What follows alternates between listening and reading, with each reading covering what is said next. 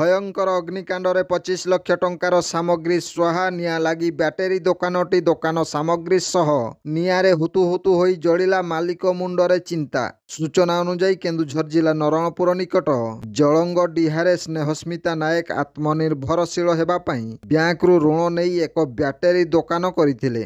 नरणपुर जलंग डिहारे battery solar light fan inverter इत्यादि क्रय विक्रय करी परिवार प्रतिपोषण करुथिले। दैव सहिलानी आज भोर 4:30 घटिका समय दोकानरू धुआं बाहरिबा देखि स्थानीय लोके दोकान मालिकंकु जणाइबा सह अग्निशम विभाग को खबर देइथिले। खबर पाई अग्निशम बाहिनी घटनास्थल पहुंचीथिले मध्य दीर्घ समयर अक्लांत परिश्रम परे निआंकु आयत करिथिले। दोकानर समस्त सामग्री जली पोड़ी नष्ट होई जाइथिबा बेले प्राय 25 लाख रु ऊर्ध्व टंकार दोकान सामग्री निआरे जली पोड़ी नष्ट होई जाइथिबा कहिसंती दोकानर मालिक स्नेहस्मिता नायक। ब्यूरो रिपोर्ट जनजागरण ओडिया।